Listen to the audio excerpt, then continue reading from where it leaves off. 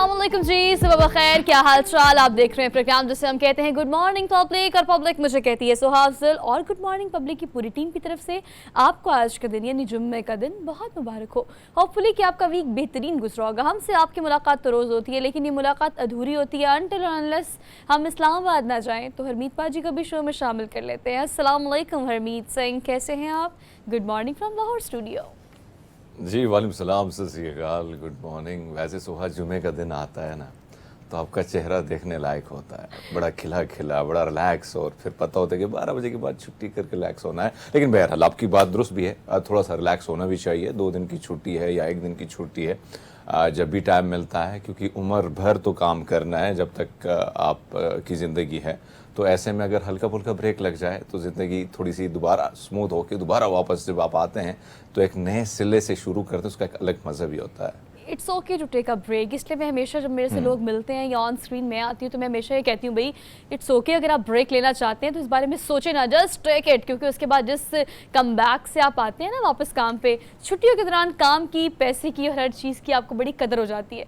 तो वो जो एक नया जज्बा लेके आप काम पे आते हैं, हमें उसकी थोड़ी सी ज़रूरत है। तो आप ये वीकेंड की ब्रेक लें या ऑल दो किसी भी किस्म की अगर आप ब्रेक की प्लान कर रहे हैं तो उसको ज़रूर करें। लेकिन प्रोग्राम के आगाज़ में मैंने आपसे एक बात पूछनी है। मेरे व्यूअर्स जो है, ऑब्वियसली सोशल मीडिया का ज़माना है, फ़ोन है, ड्राइविंग कर रहे हो, सो रहे हो, उठ रहे हो, खा रहे हो, पी रहे हो, गा रहे हो, हम लोग फ़ोन 24 घंटे यूज़ करते हैं।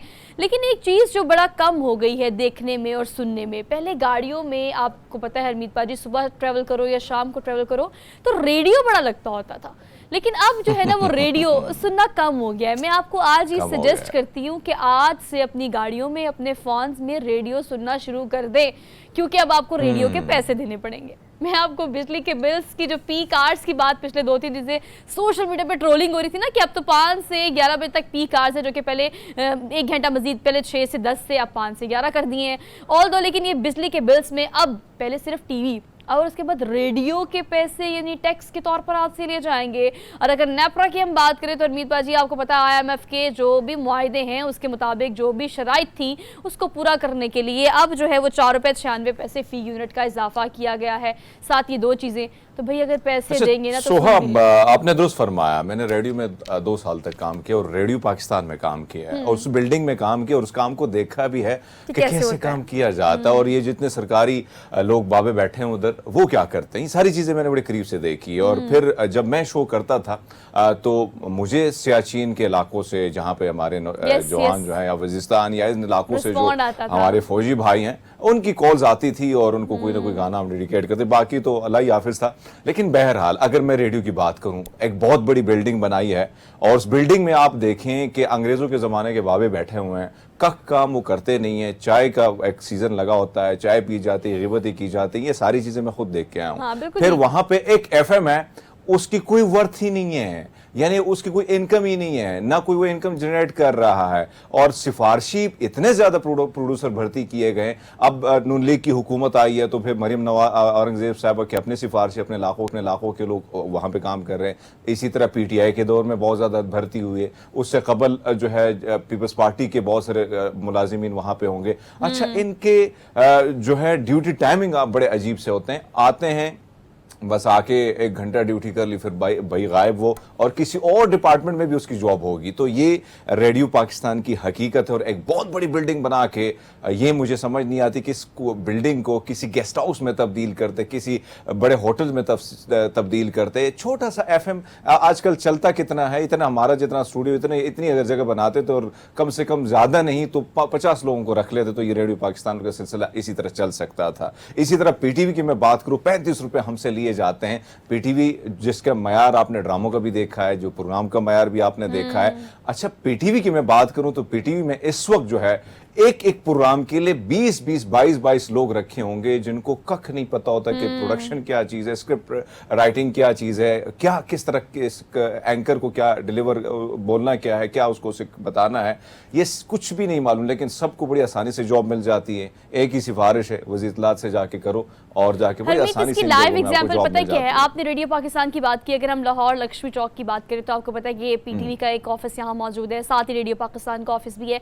अब आप इस्लामाबाद की बिल्डिंग्स की बात कर रहे हैं, ऑब्वियसली उसका तो एक अपना मेयार है, अपना उसका एक देखते हैं कि ह्यूज बिल्डिंग, लेकिन उसमें होने वाला काम जो है वो एक कमरे में भी किया जा सकता है। आपकी बातें बिल्कुल ठीक है, लेकिन हम जिस चीज़ पर एम्फसाइज कर रहे हैं वो ये कि देखें, आपने 35 रुपए टीवी के और आपने अब 15 रुपए रेडियो के देने हैं, लेकिन उसका इस्तेमाल कितना है? हमसे आप उसके पैसे तो वसूल कर रहे हैं टैक्स की सूरत में, उसकी मद में, लेकिन हमें प्रोडक्टिविटी में या इन रिटर्न्स मिल क्या रहा है? अगर आप रेडियो की बात करते हैं मीत पाजी, तो रेडियो पाकिस्तान हमारे बड़े बड़े स्टार्स, हमारे सेलिब्रिटी, हमारे शायर, हमारे मौसीकार, हमारे प्रोड्यूसर, डायरेक्टर्स, जिसका भी आप नाम लें ना, खासतौर पे शोबिस इंडस्ट्री में, लॉलीवुड की अगर हम बात करें, तो आप किसी की भी बात करें, आगाज उन्होंने रेडियो पाकिस्तान से किया होता है। तो ये बात बिल्कुल ठीक है कि हमारी सकाफत है। वक्त था, हर चीज का वक्त होता है, उनके पास ये प्लेटफॉर्म था। अब हमारे पास एक प्लेटफॉर्म है कि अगर टेलीविजन में काम आपको नहीं मिलता तो आप सोशल मीडिया के थ्रू बहुत सारे नौजवान आए और नौजवानों ने एंट्री मारी है टेलीविजन की स्क्रीन पर। तो अगर मैं रेडियो पाकिस्तान की बात करूं, आपने दुरुस्त फरमाया, लेकिन एक सबसे बड़ा मसला ये है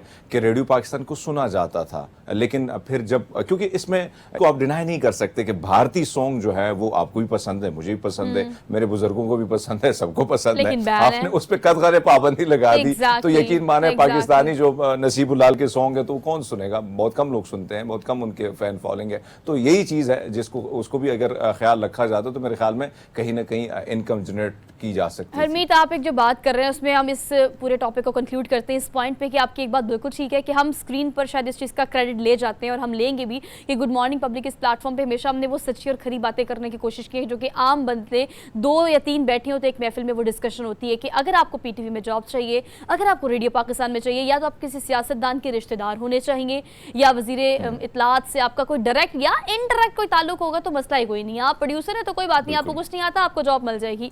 आप एंकर है, आपको बोलना नहीं आता, कोई बात नहीं, कैमरे की रेड लाइट ऑन होगी, वो सब संभाल लेंगे। तो ये हमारे जो इदारे हैं, स्टेट इदारे, स्टेट की बात कर रही हूँ खासतौर पर, स्टेट टीवी है, स्टेट रेडियो है, तो उनमें भर्ती होने का ये एक क्राइटेरिया है जिस पे आपको पूरा उतरना पड़ता है। There is no talent. तो फिर उसके बाद जो मुस्तकबिल हमें नज़र आ रहा है और जिसमें हम अभी जी रहे हैं, जिस एरा में, हमें देखना पड़ेगा कि अभी इस वक्त क्या हाल हो रहा है पीटीवी का भी खास तौर पे और रेडियो पाकिस्तान का भी।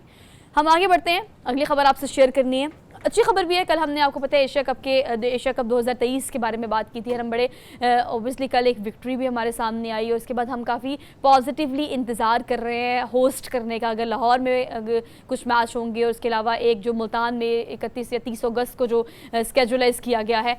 लेकिन अब हम प्रोमो की बात कर लेते हैं। एशिया कप 2023 का जो प्रोमो कल उन्होंने दिखाया, ओ माय गॉड, वो प्रोमो जब मुझे रिसीव हुआ तो मैं ढूंढती ही रह गई कि कोई ऐसी चीज़ भी दिखाई जिसमें पाकिस्तान का या तो विक्ट्री का निशान हो, या पाकिस्तान की वो, अगर हम टेस्ट की बात करें, टेस्ट सीरीज़ के अलावा अगर हम वनडे की बात करें मीत पाजी, तो कोई मीट नहीं कर सकता। बाबर आजम की अगर आप बात करें तो आईसीसी की तरफ से ही आपको पता है कि उन्हें कितनी दफ़ा ये कहा गया है कि वो बैट्समैन के तौर पर जिस तरह से उन्होंने परफॉर्म किया है, जिस तरह से उन्होंने अपनी साख बिठाई है, उसके बावजूद भी इस पूरे प्रोमो में आपको पता है कि उनको शामिल ही नहीं किया गया, जबकि ये एजाज़ भी उनको आईसीसी की तरफ से ही दिया गया है कि भाई आपने बहुत ज़बरदस्त फॉर्म किया है और अपनी रैंकिंग को बरकरार रखा है। उसके अलावा अमित पाजी चले कुछ ऐड नहीं किया तो कोई बात नहीं, जो ऐड किया है आप वो देखें, सब मतलब बाइसनेस नज़र आ रही है, रियल आपको टच जो नज़र आता है, वो भारत का झंडा हो, उनकी विक्ट्रीज हो, उनके छक्के चौके हों। अब हमारा दिखाया भी तो क्या दिखाया, वो जिसको हम खुद भी याद नहीं करना चाहते, क्योंकि ये तो क्रिकेट है, इसमें तो सब कुछ होता है, कभी हार होती है, कभी जीत होती है, लेकिन हमारी हार को ही दिखाना। अब आप देखें ना, कोई 1-2 ऐसे पॉजेज आ रहे हैं अमित पाजी, इसमें हमारे खिलाड़ी सर झुकाएं, परेशान हैं और अफसोस का इजहार कर रहे हैं। हाँ, बात वही है कि अगर आप वर्ल्ड कप की बात करें, वर्ल्ड कप की अगर बात की शेड्यूल की बात की जाए, कहीं ना कहीं हमारी गलतियां तो थी, इसमें कोई शक नहीं है, लेकिन असर रसूख भारतीय बोर्ड का बहुत ज़्यादा है। सबसे ज़्यादा फंडिंग के हवाले से बात की जाए, सबसे ज़्यादा इनकम जनरेट की बात की जाए, तो दुनिया जो है आजकल वही उसके गुण गाती है जहाँ से उनको कुछ मिलता है। तो भारतीय क्रिकेट बोर्ड का जो असर रसूख है वो आपको मालूम है। और फिर पाकिस्तान की जब बात आती है, अब उनको ये दर्द भी सता रहा है कि बाबर आजम जैसा खिलाड़ी कि विराट कोहली का बेड़ा उसने गर्क कर दिया है। हकीकत तो ये है, क्योंकि विराट कोहली को भी कहीं ना कहीं सचिन तेंदुलकर के साथ कहीं ना कहीं उसको भी कंपेयर करने की कोशिश की जा रही थी। बाबर आजम कहां से अड़का के चले गया, आज एक रिकॉर्ड पर रिकॉर्ड उसने अपने नाम किए। तो तकलीफ तो होगी, दर्द तो होगा, तो उस दर्द को किसी न किसी तरीके से उन्होंने अपना दर्द छुपाने के लिए कोशिश की है कि हमारे कुछ ऐसी चीजें, ऐसे विजुअल दिखाने की कोशिश की कि हाँ हम, लेकिन पाकिस्तान क्रिकेट टीम की बात की जाए, आज भी हम अगर टेस्ट में रैंकिंग की बात करें या वनडे की बात करें, हमने अपना जो दबदबा है वो रखा है। अच्छा, वैसे एक शॉट बड़ा अच्छा भी है। ऑब्वियसली हम तनकीद तो कर ही रहे हैं, लेकिन तनकीद करने का कतई तौर पर मकसद ये नहीं है कि हम थॉरली सिर्फ क्रिटिक ही करें। अप्रिशिएट करने के लिए शाहीन का जो एक स्टेप है वो भी चले उन्होंने शामिल तो किया है इस पूरे प्रोमो में, बट ऑल दो हमें देखना यही है कि अब हमने किस तरह से ये जो रैंकिंग बाबर आजम ने बरकरार रखी है, उसके बाद अब जो आगे एशिया कप होने जा रहा है उसमें कितना ज़्यादा हमारे लिए ज़रूरी हो गया एज अ टीम परफॉर्म करना और फिर अपनी विक्ट्री को तारीखी बनाना। So again, team, cricket team of Pakistan, best of luck from our side. हमने क्विक ब्रेक लेनी है, ब्रेक के बाद हम वापस आएंगे। आपने देखते रहना ये प्रोग्राम जिसे हम कहते हैं good morning public.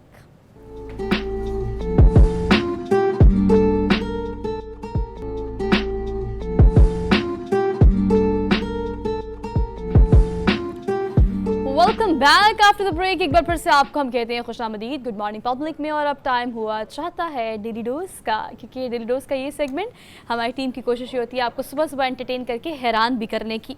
So daily dose की पहली खबर आपको हैरान कर देने वाली खबर है। वैसे रिकॉर्ड तो बहुत छोटा सा है, लेकिन हरमीत पाजी ये जो शख्सियत है ना जो ये रिकॉर्ड बना रही हैं, आपको पता है 250 से ज़्यादा तो Guinness book of world record में इनके रिकॉर्ड हैं। मतलब मैं हमेशा आपसे कहती हूँ कि बड़े बड़े आर्टिस्टिक जो रिकॉर्ड्स होते हैं, जो बड़े आपकी सोच को दंग कर देने वाली, अकल को दंग कर देने वाले होते हैं, वो तो चले हैं इस तरह के रिकॉर्ड्स, लेकिन बाजू का आप छोटे छोटे ना ऐसे अनोखे काम करके भी रिकॉर्ड बना सकते हैं। अब ये रिकॉर्ड कुछ ज़्यादा ही अनोखा है। मानसून का मौसम है, छतरियाँ तो सबके घरों में होंगी, लेकिन कभी किसी ने छतरी का इस तरह का इस्तेमाल करके कोई रिकॉर्ड बनाया होगा? नहीं बनाया होगा। अपनी उंगली पर कम से कम 3 घंटे 46 मिनट तक इन्होंने अपनी एक उंगली पे छतरी को बैलेंस्ड करके रखा और जनाब रिकॉर्ड बना लिया। अब आप अंदाज़ा करें इस बात का, कोई किसी ने सोचा होगा कि छतरी का ऐसे इस्तेमाल भी हो सकता है? तो मैं कहती हूँ अगर हमारे कुछ सर्वे करने के लिए हरमीत पाजी हम निकले ना, लाहौर, कराची, इस्लामाबाद, यकीन करें हर घर से कोई ना कोई रिकॉर्ड हमें मिले, बिकॉज हमारे तो पाकिस्तानी माशाल्लाह आपको पता है इस मामले में कितने टैलेंटेड है कि इस तरह के अनोखे रिकॉर्ड बना सकते हैं कि वो छतरी हो या फिर वो कोई ऐसी वैसी चीज़ हो। तो खैर ये अच्छा, वैसे सोहा मुश्किल है, बड़ा मुश्किल है, इसमें कोई शक नहीं कि इतने मिनट्स आपने उसको वैसे 3 घंटे रखा है, बिल्कुल बैलेंस करना बड़ा मुश्किल होता है। वैसे अगर मैं अपने इलाकों की बात करें, बारिशों का सीजन हो, वैसे भी बारिशें बड़ी ज़्यादा होती हैं। और एक और चीज़ जो हमारे इलाकों में, छतरी जो है भाई आपकी अपनी होनी चाहिए। अगर आपका भाई भी है, छोटा है, बड़ा, उसके पास अपनी छतरी होगी। तो ये प्रैक्टिस हम किया करते थे, लेकिन ज़्यादा से ज़्यादा 1 मिनट 50 सेकंड, ज़्यादा से ज़्यादा आगे नहीं जा सकते थे। लेकिन आप अंदाज़ा लगा लें कि भाई इतने मिनट्स तक। और आपने बड़ी अच्छी बात की कि अगर हम मुख्तलिफ इलाकों में जाएं, मुख्तलिफ जगहों में जाएं, मुख्तलिफ देहात में जाएं, तो आपको बड़े मज़े मज़े के लोग मिलते हैं और फिर उनके मज़े मज़े के काम होते हैं। और वो काम अगर हम चाहें, कोशिश करें, तो वो भी रिकॉर्ड का हिस्सा बन सकते हैं। तो बस जनाब आपने अब सोचना है कि मैं तो देखिए आपको इतना फोर्स भी करती हूँ, आपको इतना कन्विंस भी करती हूँ इस चीज़ के लिए कि Guinness book of world record में कोई ना कोई नाम पाकिस्तान का दर्ज ऑब्वियसली है भी और होना भी चाहिए। तो मेरे अपने शो में हरमीत पाजी ऐसे बहुत सारे आर्टिस्ट आते हैं जो इस तरह का काम करते हैं कि वो अनोखा काम आराम से जो है वो रिकॉर्ड बन सकता है। जब आप कोई भी काम करें ना अनोखा, तो ज़रा सोच के करें क्योंकि ना इसका रिकॉर्ड बनाया जाए। और अगर आप Guinness book of world record की हरमीत पाजी बात करते हैं, तो हम जब भी किसी रिकॉर्ड की बात करते हैं, ये बात करना साथ लाजिम व मलजूम हो जाता है, भाई ये रिकॉर्ड तोड़ा गया है, ये रिकॉर्ड बना नहीं है। हाँ, मतलब रिकॉर्ड दोबारा, हाँ बिल्कुल, किसी न मुख्तलिफ मराइल से गुजर के आप फिर आए और फिर आपने अपना रिकॉर्ड तोड़ के अब आगे गए, तो ये बड़ी बात है। तो जनाब आपने भी यही करना है। कोई रिकॉर्ड बनाने का आप सोच रहे हैं तो पहले जाएं Guinness book of world record की वेबसाइट पे, वहाँ देखिए इस तरह का कोई ना कोई रिकॉर्ड ज़रूर पड़ा होगा। या तो आप उसे ब्रेक करेंगे या फिर आप उसको मेक करेंगे, तो इन दोनों में से एक काम आप ज़रूर कर सकते हैं। खैर हम आगे बढ़ते हैं। आजकल एक फीवर बहुत चढ़ा हुआ है इंस्टाग्राम पे, वो भी आप सबको पता होगा, ऑल दो जो ज़्यादा इंस्टाग्राम यूज़र हैं उनको इस बारे में खैर ज़्यादा पता होगा। हॉलीवुड मूवी बारबी, जिसका इतना शोर है कि आप अगर लोगों को इंस्टाग्राम हैंडल्स को देखें तो हर कोई या तो बारबी टाइप के कपड़े पहन के या हेयर स्टाइल करके या मेकअप करके अपने आप को बारबी फील कराने की और लुक्स कराने की भरपूर कोशिश कर रहा है। लेकिन जनाब पेशा खिदमत है, आप हॉलीवुड की ये जो बारबी मूवी है उसमें अब गेटअप के बाद आपको बारबी बर्गर भी मिलेगा। जो पिंक कलर की मायो के साथ, पिंक कलर की अंदर पूरी टॉपिंग के साथ, और चीज़ भी पिंक कलर की है। और देखिए सुबह सुबह एक तो हमने बारबी बर्गर दिखा दिया आपको, ऊपर से नाश्ता भी अगर आपने बारबी बर्गर का और वो भी पिंक, आप अंदाजा लगा लें। वैसे कलर अट्रैक्टिव तो बहुत ज़्यादा है। अगर हम देखें खासकर यहाँ पे लाहौर में, इस्लामाबाद में, आपने रेस्टोरेंट भी देखे होंगे ख़वातीन के लिए जो बने हैं। लेकिन फिल्म की हम बात करें तो ट्रेंड जब सेट होता है तो फिर हम ये देखते हैं कि चाहे वो इंस्टा हो, टिकटॉक हो, स्नैक हो या दीगर जो प्लेटफॉर्म है, वहाँ पे लोग उसको फॉलो करना बड़ा तेज़ी से वो शुरू कर दे। लोग चाहे वीडियो बनाते हैं, कोई तस्वीर खींच के लगा लेता है, लेकिन हाँ, बारबी डॉल के हवाले से अगर हम बात करें तो वो भी बड़ी मशहूर थी, और ज़्यादातर जो है आज भी जो छोटी छोटी बच्चियाँ होती हैं उनको ज़्यादा वो पसंद भी आती हैं। लेकिन बहरहाल अब फिल्म है, और फिल्म का जब भी हम देखते हैं तो कुछ ऐसी फिल्में अपनी छाप बिठा देती हैं लोगों के दिल दिमाग पर कि भाई वो फिर उस शहर से निकलना भी मुश्किल हो जाता है। लेकिन बहरहाल सुबह का टाइम है, आपने पिंक बर्गर दिखा दिया भाई, तो एक तरफ पराठा और साथ में नान और साथ में चन्ने और एक साथ पे बर्गर। लेकिन बहरहाल वीडियो थी, मुझे मजे आपको पता है इंटरेस्टिंग फैक्ट क्या है इस मूवी के बारे में, कि अगर हम पिंक कलर के इम्प्लीमेंटेशन की बात करें ना, तो पूरी मूवी में पिंक कलर का इतना इस्तेमाल किया गया है कि मुख्तलिफ कंपनीज में अब पिंक कलर की मुख्तलिफ मसनूआत जो है वो शॉर्ट हो गई हैं।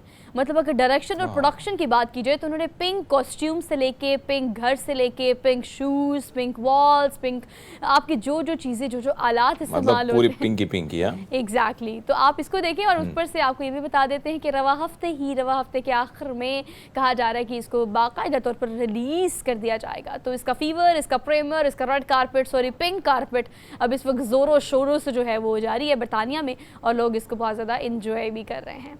सो ऑल्दो आगे बढ़ते हैं, अगली खबर जो है वो डरावनी भी है, डेयरिंग भी है, इंटरेस्टिंग भी है। भाई ऐसा कम नहीं होता है देखने में। खातून और शेर को क्या आपने कभी एक प्लेट में खाते हुए देखा है?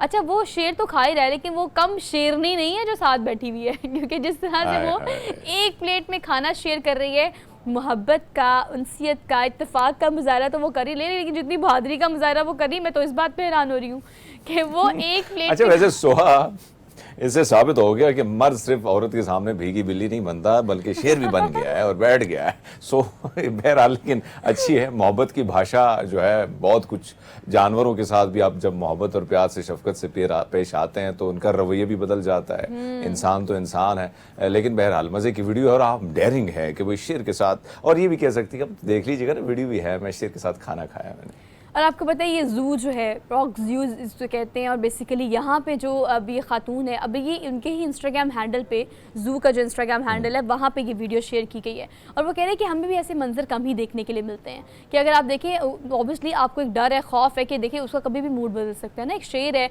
उसका मूड वो एकदम से हमला कर दे तो फिर आप कहाँ के रहे, आप तो कहीं के नहीं रहे। लेकिन देखिए इस वक्त शायद ज़्यादा उसको भूख लग रही है, या उसकी मोहब्बत उसको बहुत पसंद आ रही है, इस वक्त वो किसी इस तरह के अटैक करने के मूड में नहीं है, सिर्फ खाने के मूड में, और उसका पूरा फोकस सिर्फ खाने पे है। लेकिन जनाब ये वीडियो, अच्छा वो खुद भी खा रही है और उसको भी खिला रही है, मतलब वो उसी के प्लेट में से आप उसके मुंह के पास से चम्मच भर के अपने मुंह में डाल रहे हैं। जितना इसको डरा सकती है ना, मैंने आपको इतना डरा दिया है। कुछ ज्यादा डरा दिया, लेकिन हाँ, लेकिन वैसे आप देखें ना, मुश्किल काम तो है। सो आपके शेर की नियत का क्या भरोसा, एक तरफ भूख लगी हो तो बदल भी सकती है, लेकिन फिर भी आप देखें कि वो खातून जो है एक प्लेट में, मैंने तो देखा है बहुत सारे लोगों को कि जिन्होंने पेट पाले हुए हैं, तो वो फिर इसी तरह भी हमने देखा है कि कोशिश उनकी ये होती है कि अपने बच्चों की तरह ख्याल रखते हैं, लेकिन ये वाला बच्चा जो है ये खतरनाक भी साबित हो सकता है। बहरहाल खातून को भाई इसकी बहादुरी को सलाम करना पड़ेगा भाई। तो ये ज़रा खूंखार बच्चा है, आप ये घर पे इस्तेमाल ना करें इस आइडिया को बिल्कुल भी। अगर आप किसी ज़ू में जा रहे हैं, ख़ासतौर पर अगर लाहौर चिड़ियाघर में जा रहे हैं, तो इस तरह की हरकत करने की बिल्कुल कोशिश ना करें। हम आपको पहले ही तंबीह कर रहे हैं इस हवाले से कि आप डेयरिंग बन के अगर इस तरह का काम करेंगे तो उल्टी मुँह की खाएंगे, और फिर आपकी खबर हमें अपने प्रोग्राम में चलानी पड़ेगी कि आपने ये किया है, तो उसके बाद ये हो गया है। और लोग सुधार गए हैं। We are done with our social media segment, जो कि बड़ा इंटरेस्टिंग सा होता है। अब हमने लेनी है एक ब्रेक, क्विक सी ब्रेक के बाद वापस आएंगे। अब देखते रहे प्रोग्राम जिसे हम कहते हैं गुड मॉर्निंग पब्लिक।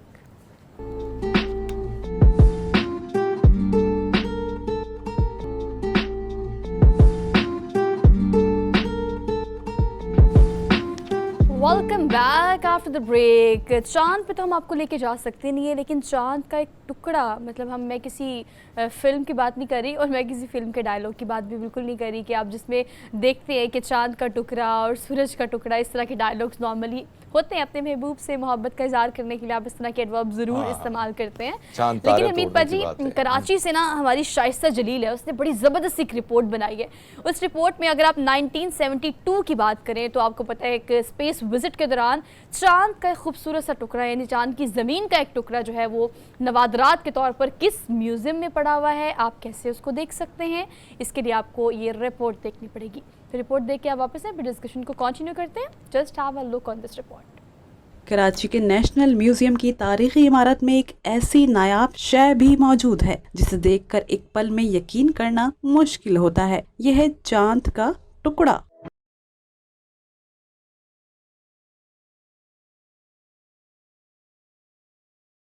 शायद आपको इस बात पर यकीन ना आए, मगर ये हकीकत है कि पाकिस्तान में एक नायाब चांद का टुकड़ा मौजूद है। नायाब चीज़ है और अपने पाकिस्तान में चांद का टुकड़ा मिल जाए तो बड़ी बात है। आज पीस ऑफ मून देखा है, ये मेरे लिए बहुत मतलब समझे एक एजाज़ की बात है कि मैंने first time as a astronomy lover मैंने मून का पीस ऑफ मून देखा है। चांद की सतह का ये छोटा सा टुकड़ा अमेरिका ने पाकिस्तान को तोहफा दिया। सब्ज कौमी परचम इस अजीम कारनामे की याद दिलाता है जब 1972 में आलमी खला नोर्दो ने चांद पर पहुंचकर तारीख रकम की। 1973 में बतौर यादगार चांद की सतह का कुछ हिस्सा जमीन पर ले आए थे। अमेरिका ने पाकिस्तान समेत 135 ममालिक को चांद के टुकड़े तोहफे के तौर पर दिए थे। चांद के पत्थर को एक्रेलिक के एक बॉल में बंद करके लकड़ी के एक तख्ते पर नस्ब किया गया और उसके नीचे ही उस मुल्क का परचम भी लगाया गया और फिर उस परचम उस तख्ते को अमरीकी अवाम की तरफ से सदर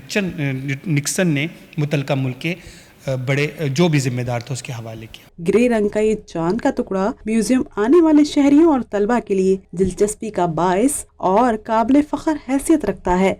कराची के नेशनल म्यूज़ियम में यूं तो नवादरात की बहुत बड़ी तादाद मौजूद है, मगर चांद का ये टुकड़ा अपनी मिसाल आप है जिसे देखकर शहरी फ़ख्र महसूस करते हैं। कैमरामैन अशफाक साहूतरा के साथ Shaista Jalil, Public News, Karachi. Very well, piece of moon, चांद का टुकड़ा, चांद सा रोशन चेहरा, आप किसी भी चीज़ से इसको रिलेट कर सकते हैं, लेकिन this seems to be like very interesting और यकीनन लोगों को इस बारे में कम ही पता होगा। हरमीत नहीं, कमी पता है, लेकिन एक और चीज़ स्पेस प्रोग्राम के हवाले से अगर हम बात करें ना सोहा, तो पाकिस्तान का हिंदुस्तान से पहला ये प्रोग्राम था और पाकिस्तान बड़ी कामयाबी से भी इस सारी चीज़ में बड़ी तेज़ी से आगे भी जा रहा था। तो फिर आपने देखा कि उसके बाद हमारे ही साइंटिस्ट थे जिसका जिक्र भी हमारे टेलीविज़न की स्क्रीनों पर नहीं होता है, तो ये कारनामा भी उनका ही था जिन्होंने ज़बरदस्त तगवदू के बाद इतना बड़ा ये सारी लॉन्चिंग सब कुछ किया। लेकिन अब आज अगर हम देखें, यानी चलो चांद पर पहुंचना ना सही, लेकिन चांद का टुकड़ा तुम्हारे पास है ना। लेकिन देखिए, कराची के नेशनल म्यूजियम में ये पड़ा हुआ है, हमने आपको रास्ता भी दिखा दिया और शाइस्ता ने इसको बड़ी ज़बरदस्त तरीके से रिपोर्ट की है कि अगर आप वहाँ जाते हैं तो अच्छा लोगों को पता होता है, लेकिन इतनी ज़्यादा अवेयरनेस इस हवाले से इसलिए भी नहीं होती बिकॉज अगर आप 135 ममालिक की बात करें तो हरमीत भाजी आपको पता है उस वक्त यही कहा जा रहा है कि 135 से ज़्यादा ममालिक को ये चांद का टुकड़ा जो है मुख्तलिफ तौर पे दिया गया था। और जिस तरह से उन्होंने इस नबादरात को रखा हुआ है ना, आप देखिए कितनी खूबसूरती से एक ग्लोब में डाल के नीचे पाकिस्तान का झंडा लगा के पूरी प्रेजेंटेशन रख के फिर जो है वो आप इसको जाके वहाँ देख सकते हैं। लेकिन अगर आप कराची विजिट कर रहे हैं या आप कराची में मौजूद हैं तो ये इसको जाकर ज़रूर देखें। इसके अलावा हरमीत भाजी हम बात करते हैं, हम 1972 की बात कर रहे हैं ना, स्पेस विजिट की बात कर रहे हैं। अगर आप अमेरिका की बात करें और यूरोप की ख़ास तौर पर आप बात करें तो जितने भी ममालिक ख़ास तौर पर काम कर रहे हैं स्पेस साइंस पे, वो किस किस तरह के कारनामे कर चुके हैं, किस किस तरह के कारनामे। हम 1972 की बात कर रहे हैं, वो 1972 से लेके अब तक की अगर हम बात करें तो पे दर पे कामयाबियां समेटना और अपनी इंसान की अकल को दंग कर देने पूरी वाली दुनिया की कोशिश है और दुनिया बड़ी तेजी से आगे बढ़ रही है। पॉलिटिक्स से हटकर अगर हम आगे की तरफ कोशिश करेंगे, सोचेंगे, तो आज अगर हम चंद्रयान 3 की बात करें, चंद्रयान 2 जब आया था तो हमने ये देखा कि सोशल मीडिया पे बशमूल हम सब हमने बड़े ड्रामे किए और जब वो रोने वाले मनाजिर थे साइंटिस्ट के, जब वो प्रोग्राम फ्लॉप हुआ, लेकिन उन्होंने कोशिशें की, उन्होंने वही जदोजहद की। आज आप अंदाजा लगा लें कि हम एक तरफ तो 500 मीटर का जो है फ्लैग लहराएंगे 14 अगस्त को, जिस पे 40 करोड़ रुपया आएगा और PHA के साथ साथ लाहौर की दीगर अथॉरिटी भी उसमें अपना कमीशन मांगेगी। वो हमने ये गिफ्ट करना है। सोच में फ़र्क है। और कहीं ना कहीं 24 अगस्त को लैंडिंग होगी मून पर हिंदुस्तान के चंद्रयान 3 की। तो ये तरजीहात होती हैं। इन सारी चीज़ों को अगर हम मद्देनज़र रखें तो हम भी दुनिया से कम नहीं है। हमारे पास भी बड़ी आउट क्लास ब्रेन है, हमारे पास भी टैलेंटेड लोग हैं हमारे पास, लेकिन प्लेटफॉर्म में दिलचस्पी ना लेना और अपनी दिलचस्पी किसी और जगह जाहिर करना, जिसकी वजह से हम पीछे रह गए। आपने दुरुस्त फरमाया कि 1972 यानी 60s में जो लोग मून पे गए, जिन लोगों ने काम किया, जिन लोगों के, और आज हम देखें तो उनके जो स्टेशन हैं इसमें कोई शक नहीं कि चाहे वो अब रशिया हो, चाइना हो, अमेरिका हो, तो वो तो कमाल कर चुके हैं। अब उसी ग्रुप में शामिल होने के लिए हमारे भारत की जो भी कोशिशें हैं वो भी रंग ला रही हैं। लेकिन हरमीत पाजी, हम कोशिश करते रहते हैं और कोशिश इस लेवल पे करते हैं कि रिसेंटली आपको पता है पाकिस्तानी बच्ची जिसने वो ग्लासेस बनाई थी, आप सोचिए रात को ये खबर नासा के पास पहुंची है, अगले दिन वो बच्ची नासा थी। मतलब टैलेंट की अगर आप बात करें, बगैर वसाइल के, बगैर प्रॉपरली अगर आप पूरा ट्रैक वे की बात करें, तो वो ना होने के बावजूद भी अगर पाकिस्तान के बच्चे घर बैठ के इस तरह के काम कर सकते हैं, तो नौजवान नस्ल जो टैलेंटेड है, इसी टैलेंट की इसी का तो हमें अफसोस होता है कि टैलेंट बहुत ज्यादा है और टैलेंट जाया हो रहा है और टैलेंट का कोई और फायदा उठा रहा है। 12 लाख 13 लाख लोग जो गए हैं वो कोई आम मामूली लोग नहीं थे, वो बड़े ब्रांड, बड़ा उनको किसी जगह भी बड़ा काम मिल सकता है, बड़ा आसानी से मिल सकता है। तो इन चीजों को रखना अपने मुल्क में, इनको वापस ले आना, ये तरजीहात अगर शामिल होंगी हमारी, तो यकीन माने हम भी किसी से, अब आप इस बच्ची को देखें, उसकी उम्र को देखें, छोटी सी उम्र की लड़की है, लेकिन एहसास इतना बड़ा है कि जो ट्रक ड्राइवर होते हैं, जो बस गाड़ी चलाते हैं और गैर मामूली जो उनकी जो ड्राइविंग होती है, यकीन माने कि वो जब सफर कराची से शुरू होता है तो खंजराब से लेकर गिलगित बल्तिस्तानी इलाकों में घूमते तो थकावट कितनी होती है। यही थकावट को एहसास बनाकर उसने काम किया, उसकी उम्र को देखें, तो इसमें कोई शक नहीं, यही लोग अगर इन्हीं का दिमाग इस्तेमाल करके बहुत सारी चीज़ें की जा सकती हैं, लेकिन पॉजिटिव सेंस में काम करना होगा, मुल्क को आगे बढ़ाना होगा। इसी तरह पीछे रह के और कहीं और की तरफ मोल धकेलना जो है मेरे ख्याल में नुकसान है आने वाली जनरेशन को और कहीं ना कहीं मायूसी होती है। लेकिन बहरहाल बहुत अच्छी बात है कि चांद के टुकड़े की हमने कहीं ना कहीं सैर तो कर ली कराची में और हमारी रिपोर्टर ने बड़ी अच्छी रिपोर्ट बनाई। और हरमीत, आपको पता है आप जिस चीज़ पर रोशनी डाल रहे हैं ना, कि जो ब्रेन ड्रेन सिस्टम है ये हमें कितना किल कर रहा है, हमें कितना डैमेज कर रहा है, हमें इस बात का अंदाज़ा ही नहीं है। मतलब अगर आप उस बच्ची की बात करें, उस समेत मेरे बहुत सारे इंटरेक्शन में ऐसे लोग हैं जो नासा में इस वक्त अपनी सर्विसेज दे रहे हैं, लेकिन उनका ताल्लुक पाकिस्तान से है। तो पाकिस्तान की क्रीम अगर जाकर दूसरे ममालिक को अपनी सर्विसेज देगी, तो वही सर्विसेज हम अपने मुल्क में अगर यूटिलाइज करें तो शायद आज भी हम सफ़े अव्वल के उन ममालिक में खड़े हों जहाँ पर भारत मुसलसल जाने की कोशिश कर रहा है। कल कुछ कंपैरिजन आपने भी शेयर किया था इस हवाले से कि इस 14 अगस्त पर यानी आज़ादी के दिन हमारे क्या प्लान्स हैं और भारत के क्या प्लान्स हैं, वो अपनी आने वाली इन्वेस्टमेंट या आने वाले जो वसाइल और ज़र मुबादला को किन चीज़ों पर इन्वेस्ट कर रहे हैं, वो IT की फील्ड हो, वो उनकी फ़ौज हो, वो उनके आलात हों, वो उनकी कोई भी XYZ फील्ड जिस पर वो काम करके अपने आप को तरक्की याफ्ता ममालिक में गर्दान सकते हैं, उसके लिए वो दिन रात कोशा है। तो हमें जो IMF से कर्ज मिला है, प्रोग्राम था, आपको थोड़ा सा अगर शेयर करना चाहूँ, टाइम है तो 2018 में बड़ा ज़बरदस्त जनरल बाजवा साहब चीफ थे उस वक्त, और बहुत सारे से नौजवान मुख्तलिफ इलाकों से, मुख्तलिफ देही इलाकों से, और उसमें कमाल का टैलेंट उन्होंने इकट्ठा किया। फिर स्कॉलरशिप का प्रोग्राम शुरू हुआ, लेकिन अब वो कंटिन्यू नहीं है। और वही नौजवान, अब मैं जब सोशल मीडिया पे बहुत सारे नौजवान हमारे साथ ऐड हैं तो मुख्तलिफ ममालिक की तरफ चले गए। तो यही चीज़ थी जिसको शुरू लेकिन कंटिन्यू करते तो मेरे ख्याल में आज वो नौजवान यहाँ पे सर्व करते। और वही पाकिस्तान का कीमती एहसास है, या उन्हें वापस बुलाया जाए या यहाँ पर ऐसे प्लेटफॉर्म मुहैया किए जाएँ जहाँ पर वो काम करके ना सिर्फ अपने आप को मनवाएं बल्कि पाकिस्तान की कामयाबी और कामरानी की भी वजह बन सके। हमने एक ब्रेक लेनी है, ब्रेक के बाद वापस आते हैं।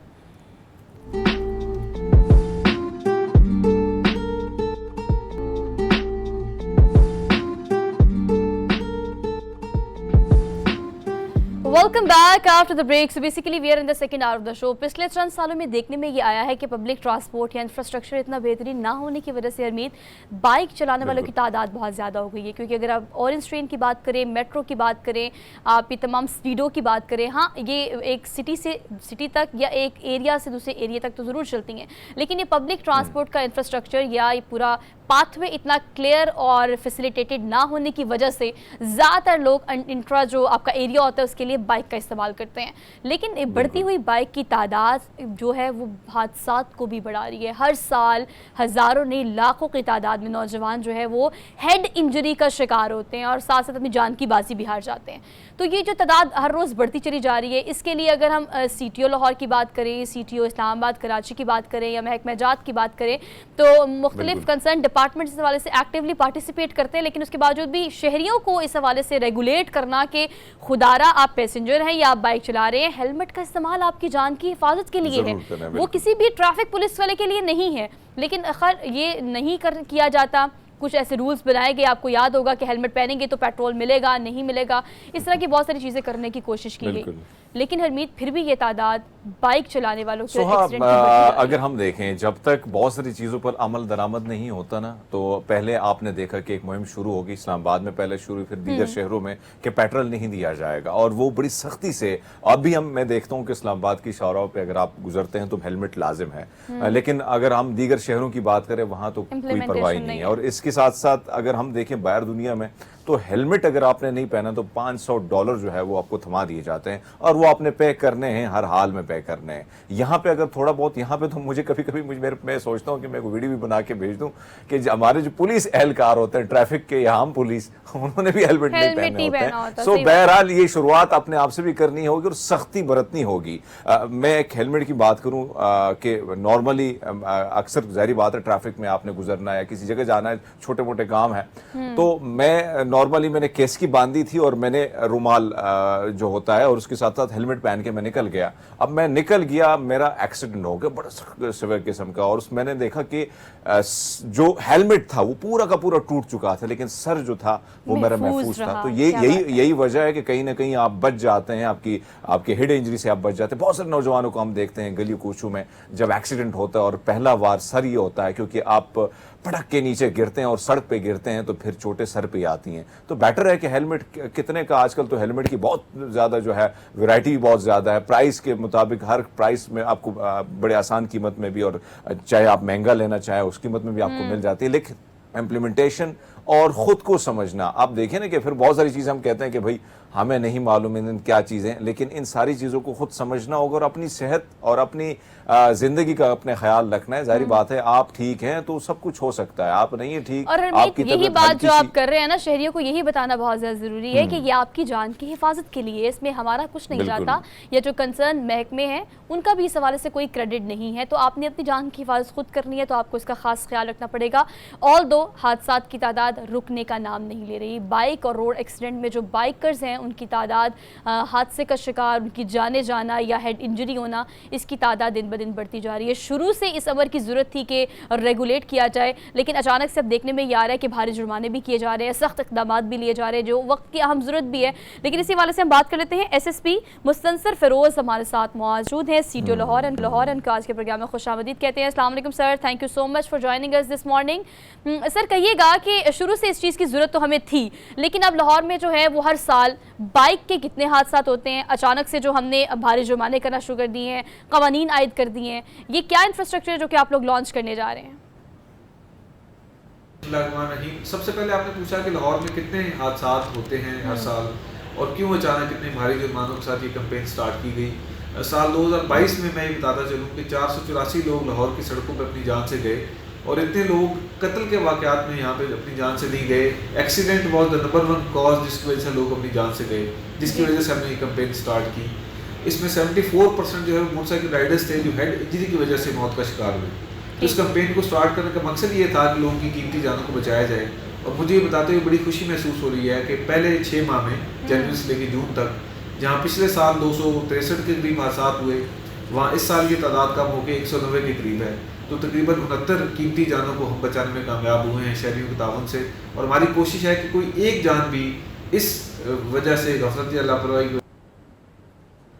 अच्छा सर, जो आप फरमा रहे हैं, जो हमने देखा और जो आदाद शुमार हैं, आपसे जानना चाहेंगे कि जिस तरह एक्सीडेंट हो रहे हैं, लेकिन इसी के साथ साथ सालाना कितने लोग जान की बाजी हार जाते हैं सर? चलूँ कि 2,51,000 से ज़्यादा चालान हम 4 जुलाई से लेकर आज तक जब हमने कैंपेन स्टार्ट की कर चुके हैं। लेकिन हमारा मकसद बिल्कुल भी चालान करना नहीं है, हमारा मकसद नंबर अचीव करना नहीं है, हमारा मकसद शहरी को पनिश करना नहीं है। हमारा मकसद ये है कि शहरी वॉलंटरली इसकी कंप्लायंस करें, हेलमेट पहने, अपनी जान की हिफाजत करें और इस कार्य खैर। और सर यही पैगाम है हमारा जो हम देना भी चाहते हैं कि बाइक पर बैठने वाला जो बाइक चला रहा है और पीछे बैठने वाला जो पैसेंजर है, उन दोनों की जान की हिफाजत उन्हें खुद करनी है। ये बताइएगा कि हमने बात सुनी भी थी और काफ़ी सुनने में आया था कि एक ज़माने में ये भी कहा गया था कि दोनों जो बाइक पर बैठे हुए हैं उन दोनों को हेलमेट पहनना लाजिम है। तो क्या अब भी जो है वो पीछे बैठे वाले पैसेंजर जो है उसके लिए हेलमेट पहनना लाजमी है? इस तरह का भी कोई रूल है? तो मैं ये बताता चलूँ कि पाकिस्तान के कानून के मुताबिक हर मोटरसाइकिल राइडर, चाहे वो मोटरसाइकिल चला रहा है या उस पर सवार है, उसके लिए हेलमेट पहनना लाजमी है। और इंशाल्लाह ताला हम इसकी कंप्लायंस को आपके ताबन से इंश्योर करेंगे। मैं बताता चलूँ कि अच्छा, पाकिस्तान के कानून अच्छा ये सारी सूरत अच्छा सर, एक और चीज़ जो अगर आप देखें सोहा, जो इन्होंने बात की हेलमेट के हवाले से, आप हम देखते हैं पीछे पैसेंजर जो बैठा है, उमूमन हम देखते हैं कि बाहर दुनिया में ना छोटा बच्चा भी अगर आपने बिठाया है तो उसके लिए भी हेलमेट है, तो मुख्तलिफ साइज़ के हेलमेट का होना और ये लाजमी है कि सेफ्टी जो है पीछे बैठे शख्स की भी और सेफ्टी होनी चाहिए। सर आपसे जानना चाहेंगे, अगर आप हैं हमारे साथ, तो लाइसेंस का मरहला बड़ा मुश्किल होता है, चाहे वो छोटा हो या बड़ा लाइसेंस, इसके लिए क्या वक्त है और कितना ये प्रोसीजर अब आसान बनाया गया है सर? मैं बताता चलूँ कि बड़े पंजाब में अल्हम्दुलिल्लाह इसमें इनकलाबी इक़दामात आईजी पंजाब ने किए हैं। पंजाब में टेस्टिंग सेंटर्स को 47 से बढ़ा के 130 से ज़्यादा कर दिया गया है। लाइसेंसिंग सेंटर्स के औकात जहाँ 9 to 5 थे उसको सुबह 8 से लेकर रात 12 बजे तक कर दिया गया है। बल्कि कुछ सेंटर्स तो जैसे लाहौर में 3 सेंटर्स हैं वो 24/7 काम करते हैं। और पेपर फ्री कर दिया गया है पूरे सिस्टम को। शहरी सिर्फ अपने शनाख्ती कार्ड के साथ और जो रकम है दरकार उसके लिए उसके साथ आ सकते हैं और अपना लाइसेंस हासिल कर सकते हैं। इससे बेहतर और ट्रांसपेरेंट सिस्टम जो है इंशाल्लाह ताला वो आपको कहीं नहीं मिलेगा इंशाल्लाह। सर ये भी ज़रा एड्रेस कीजिएगा इस चीज़ को, चूँकि कल से मुहर्रमुल हराम का बाकायदा आगाज़ हो गया है और आपको पता है कि सिक्योरिटी के ख़ुसूसी इंतज़ामात इन दिनों में ख़ास तौर पर करने पड़ते हैं, लेकिन उसके साथ साथ सड़कों और मेन शाहराएँ जो हैं, कौन कौन सी ऐसी शाहराएँ हैं जो कि बंद रहेंगी, और अगर डाइवर्जन की बात की जाए तो डाइवर्जन कहाँ कहाँ लगाई गई हैं, शहरियों के हवाले से भी प्लीज़ थोड़ा सा गाइड कीजिएगा। आपने मुहर्रम के बारे में सवाल किया कि कौन सी शराएँ बंद होगी और क्या मुतबादिल प्लान होगा। हम जो मुहर्रम के 5 मेन प्रोसेशन है उसके लिए बड़ा एलेबरेट इंशाल्लाह ताला ट्रैफिक प्लान इशू करेंगे। हमारी तैयारी हर लिहाज से मुकम्मल है। कोई भी मेन शराब परमानेंट तौर पे बंद नहीं की जाएगी, सिर्फ लूज की ड्यूरेशन के लिए कुछ शराएँ बंद होगी जिसका बड़ा एलेबरेट ट्रैफिक प्लान हम इशू करेंगे, एडवाइजरी इशू करेंगे ताकि शहरियों को किसी भी किस्म की तकलीफ ना हो। Alright sir. जी हरमीत। अच्छा सर, जो शाहराहों की बात हो रही है, मुतबादिल क्या रास्ते जो हैं वो खोले जाएंगे, क्योंकि जाहिर बात है कि जिस तरह सोहा ने सवाल किया कि मुहर्रम भी है। ठीक है सर, इसके अलावा पैगाम भी ज़रूर दीजिएगा देखने वालों को कि जो हमारे शहरी हैं उन्हें आप इस हवाले से कि मुहर्रम हो या हेलमेट हो तो क्या पैगाम देना चाहेंगे आप? मैं लाहौर के शहरी को पैगाम देना चाहूँगा कि अपनी जान की हिफाजत के लिए बराए मेहरबानी हिफाजती इक़दाम करें। मोटरसाइकिल को बगैर हेलमेट के बिल्कुल भी ना चलाएं। कानून की अमलदारी को यकीनी बनाएं, कानून की पाबंदी करें और अपनी जान की हिफाजत करें। उस कार्य खैर में हमारे साथ thank you so much joining us this morning. और आपकी जितनी बातें थी हरमीत, हमने जब प्रोग्राम का आगाज़ किया और इस सेगमेंट का आगाज़ किया तो हमने बार बार यही इंडिकेट किया कि ऑल दो CTO लाहौर हों, ट्रैफिक वार्डन्स हो, ट्रैफिक पुलिस हों या सिक्योरिटी नाफिज करने वाले इदारे हों, वो आपको रेगुलेट कर सकते हैं, लेकिन ये आपकी अखलाकी इनफरादी जिम्मेदारी है कि आप भी अपनी जान की हिफाजत करें। और ना सिर्फ अपनी हरमीत बल्कि अपने इर्द गिर्द लोगों को भी इस हवाले से इंडिकेट करना चाहिए कि हेलमेट पहनना या अपनी जान की हिफाजत करना आपकी जिम्मेदारी है, आपकी जान खतरे में है। बिल्कुल आपने दुरुस्त फरमाया सोहा। आप एक तरफ तो कवानीन बहुत सख्त भी बने हुए हैं, लेकिन कवानीन पर अमल दरामद न किया जाता है, न कराया जाता है। हमारे यहाँ हम डंडे की कौम है तो हमें डंडे के साथ ठीक करना होता है, और अगर हम ठीक हो जाते हैं उसी से ठीक होते हैं। तो मेरे ख्याल में इस तरफ हम कभी नहीं सोचते कि भाई हेलमेट उसके क्या क्या फ़ायदे हैं, क्या क्या नुकसानात हैं जब आपका हेलमेट नहीं होता और आप एक्सीडेंट करते हो। आपके रास्तों से गुजरते हुए आप ये रोज़मर्रा हम देखते हैं यही इस किस्म के एक्सीडेंट छोटे मोटे। और फिर अगर आप हॉस्पिटल की तरफ रिपोर्टिंग के लिए जाते हैं या देखते हैं वैसे वहाँ पर ज़्यादातर बाइक से गिरे नौजवान आपको नज़र आएंगे। तो बेटर है कि भाई आपके पास चॉइस है। और बहुत सारे नौजवानों को ख्याल होता है कि भाई उड़ते हुए बाल और कहीं ना कहीं रणबीर कपूर का स्टाइल बना के हम बड़ा अच्छे लगते हैं, तो इसी वजह से भी वो हेलमेट नहीं पहनते हैं। और जब एक्सीडेंट होता है फिर सारी उम्र के रणबीर कपूर जो है उसका भूत भी निकल जाता है। तो बहरहाल आपके पास चॉइस है और आप जाके उसको अगर आप फॉलो करते हैं, मेरे ख्याल में आप ठीक हैं तो आपकी पूरी फैमिली सफ़र नहीं होती। और अगर आप सफ़र होते हैं तो पूरी फैमिली भी आपके साथ उसी तकलीफ में मुब्तला होती है, हॉस्पिटल के चक्कर आपको काटने होते हैं। समझाने के अंदाज से मुझे इस बात का अंदाजा हो गया कि आवाम को समझ आ गया होगा कि ये फिल्म नहीं है, ये रियल लाइफ है। और इस रियल लाइफ में आपको रियलिस्टिक अप्रोच के साथ ही इन तमाम चीज़ों को कीप इन माइंड रखना चाहिए। बिकॉज अगर हम देखें रिसेंटली कुछ रूल्स जो आयद किए गए थे वो ये थे कि देखिए अगर आपको पेट्रोल चाहिए तो वो हेलमेट के बगैर नहीं मिलेगा। मतलब आपको रेगुलेट करने के लिए और आपकी जान की हिफाजत के लिए आपको इस चीज़ का पाबंद करना पड़ता है कि अगर आपको पेट्रोल चाहिए तो उसके लिए हेलमेट पहनना लाजमी है। और फिर एक ज़माना हरमीत वो भी आया था जब हेलमेट की तादाद कम पड़ गई थी, जब उनकी प्राइसेस बहुत बढ़ गई थी, क्योंकि ये कहा गया था कि अब हर कोई हेलमेट पहनकर ही घर से बाहर निकलेगा वरना आपको भारी चालान होंगे। एक बार फिर से ये सिस्टम को अपग्रेड करने के लिए CTO लाहौर समेत ट्रैफिक वार्डन्स जो हैं वो इस हवाले से भारी जुर्माने भी कर रहे हैं और सख्त एक्टिविटीज़ भी आपको रोड्स पे नज़र आ रही होंगी। तो अगर अपने आप को इस हैसल से आप बचाना चाहते हैं तो खुदारा घर से बाहर निकलें तो अपनी जान की हिफाजत करें और हेलमेट पहनकर ही बाइक चलाएं। इसी मैसेज के साथ हमने एक क्विक ब्रेक लेनी है, वापस आते हैं। Just keep watching good morning public.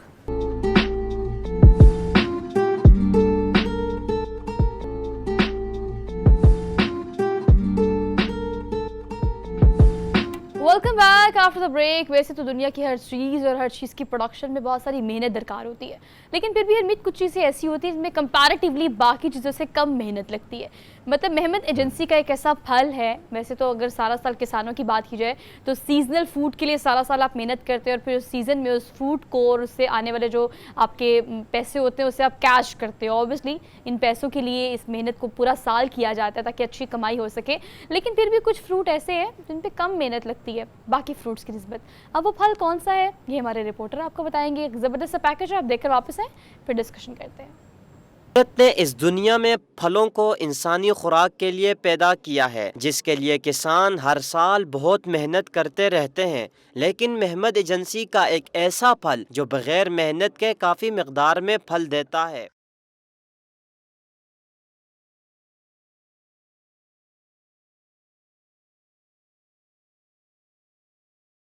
आजकल मेहमद एजेंसी में गुरगुरे का मौसम उरूज पर है और मकामी लोग इस फल को तोड़कर कार्टनों में पैक करके दूसरे इलाकों में आबाद अपने दोस्तों और रिश्तेदारों को गिफ्ट कर रहे हैं। गुरगुरे का शुमार कीमती फलों में होता है। इन फलों को ना तो आबपाशी की ज़रूरत होती है और ना किसी की मेहनत की, बस गर्मी के मौसम जुलाई में ये पक कर तैयार हो जाता है। गुरगुरे का दरख्त कांटों से भरा होता है, लेकिन मुनफरिद जायका होने की वजह से लोग कांटों की परवाह किए बगैर तोड़कर खाते।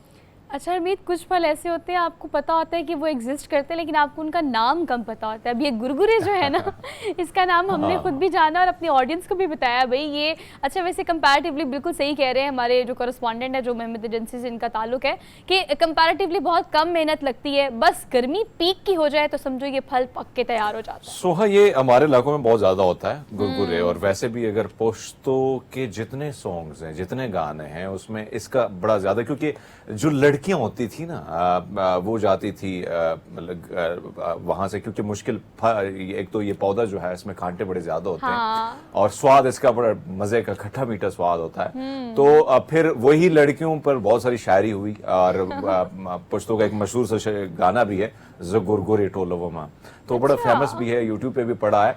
तो आपने तो फरमाया कि बहुत सारे फल बहुत सारी चीजों के हमें नाम तो नहीं आते, लेकिन जब दूसरी लैंग्वेज में उसका नाम सुनते हैं देखते हैं तो हैरानगी भी होती है। वैसे ये फल जो है जाहिर बात है जुलाई के महीने में, और क्योंकि मेरे इलाके में इतना ज्यादा है कि हम जब छोटे हुआ करते थे बहन भाई तो निकल जाते थे गुरगुरे तोड़ने के लिए, तो बड़ा मजे का भी होता है और बहुत सारे लोग गिफ्ट के तौर पर एक दूसरे को भेजते हैं, लेकिन मेहनत इसमें बड़ी ज्यादा दरकार होती है। और ऐसे इलाके हैं, बहुत सारे ऐसे इलाके जिनका फल जो है शहर में तक नहीं पहुंचता, लेकिन वो काफी फेमस भी होता है और काफी जायकादार भी होता है। लेकिन अगर इन चीजों पे ज्यादा मुझे तो देखने में फालसा लगा, मतलब इसकी लुक फालसा जैसी है। लेकिन फालसा नहीं है, नहीं है फालसा नहीं, गुरगुरा है ये। गुरगुरे के जो दरख्त है आपको ज्यादा इन इलाकों में ऑब्वियसली नजर आएंगे, लेकिन आपको पता है जहाँ पे इसको पकाने में इसकी प्रोडक्शन में ज्यादा मेहनत नहीं आती, वहाँ ज्यादा मेहनत दरकार होती है इसको तोड़ने में। तो जो कांटों भरा दरख्त है, ये कांटों भरे दरख्त से उतारना और फिर उसको गिफ्ट करना, इसमें मेहनत दरकार और ये मोहब्बत करने वाले ही कर सकते हैं। बट ऑल दो सीज़न है, चाहे वो फलों का बादशाह आम हो या गुरगुरे हो या फालसे हो, जो भी सीज़न फूड है उसे खाएं और एंजॉय करें। बस इसी एंजॉयमेंट के साथ आपने वीकेंड गुजारना है, हमने लेनी है आपसे छुट्टी। इंशाल्लाह आपसे मुलाकात करेंगे मंडे को। अपना बहुत सारा ख्याल रखिएगा, वीकेंड बहुत सारा एंजॉय कीजिएगा और अपने से मुंसलिक लोगों का और रिश्तेदारों का भी ख्याल रखिएगा। अल्लाह हाफ़िज़।